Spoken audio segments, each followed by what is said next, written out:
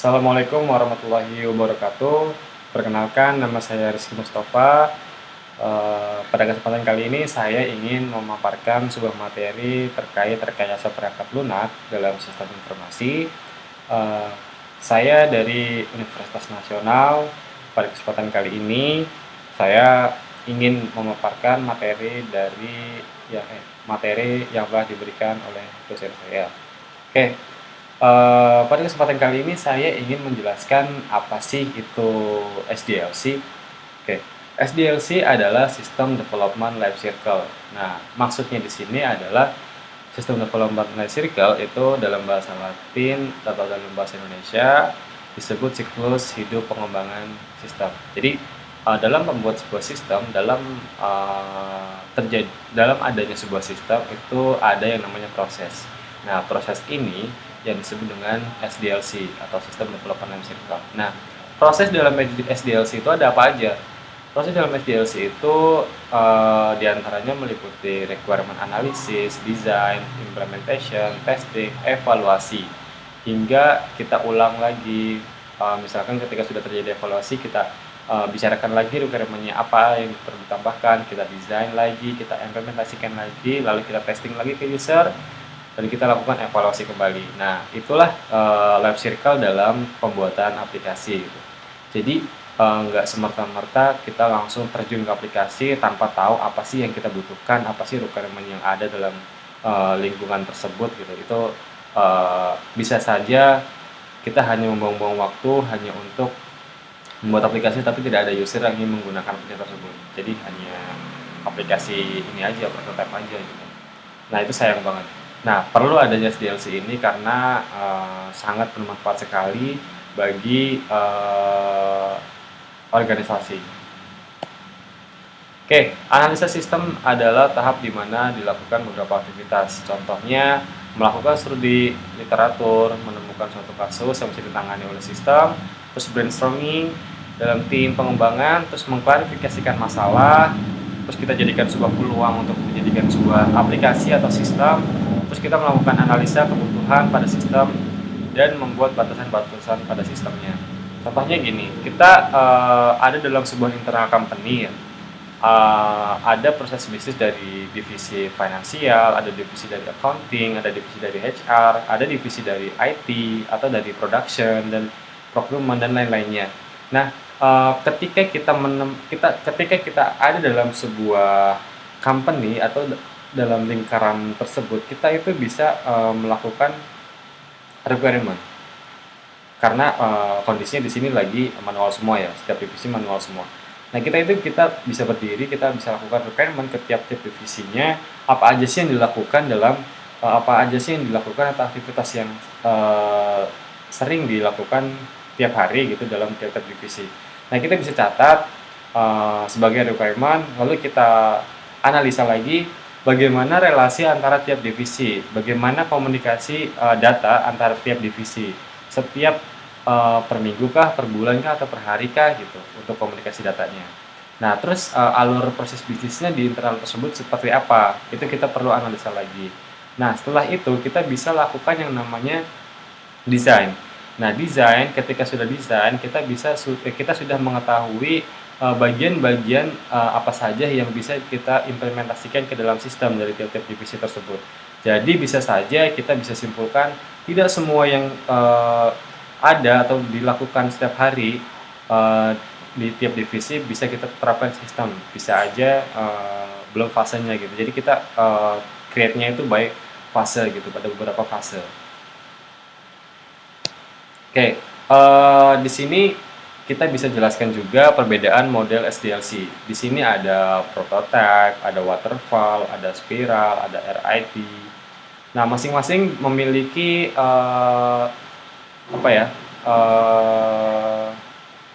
caranya masing-masing gitu. Contohnya waterfall. Waterfall ini melibatkan berbagai proses yang sistematis dan komprehensif. Sumber daya dan tahapan pengerjaannya dikumpulkan secara lengkap hingga dapat mencapai hasil yang maksimal. Jadi dalam proses SDLC menggunakan waterfall itu proses pengumpulan datanya itu dilakukan secara sistematis dan komprehensif, lebih mendalam.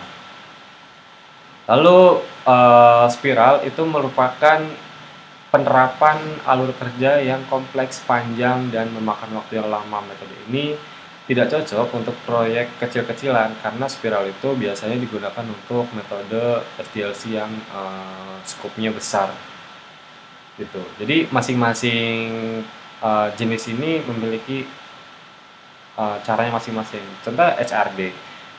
HRD itu beberapa kekurangan dari metode HRD antara lain dilihat dari segi konsistensi dan kemampuan personilnya. Terus metode ini membutuhkan pengembangan ahli sekaligus kerjasama yang aktif dan konsisten antara pemilik proyek beserta semua tim. Nah, ini pintar-pintar dari project manajemennya.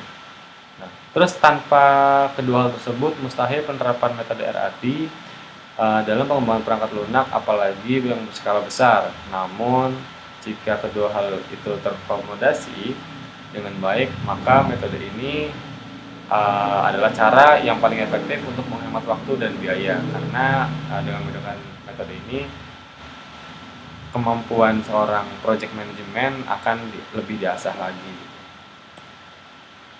Oke, di sini saya memilih aplikasi ERP ya. Kenapa ERP? Karena proses pembuatannya pertama dilakukan yang seperti yang sudah saya jelaskan sebelumnya. Pertama kita misalkan ada dalam sebuah company yang proses bisnisnya masih manual semua, belum ada digital. Nah, kita berdiri di tengah-tengah, kita lihat apa aja sih yang dilakukan setiap divisi di setiap harinya gitu. Nah, kita kumpulkan data-datanya, kita kumpulkan informasi-informasi dalam setiap divisi tersebut, dari setiap divisi tersebut. Nah, setelah kita dapatkan informasi, itu kita bisa kelola nih antar divisi A, divisi B, divisi C, divisi D, itu kita bisa analisa apa aja nih, poin-poin apa aja yang bisa kita masukkan ke dalam sistem nantinya.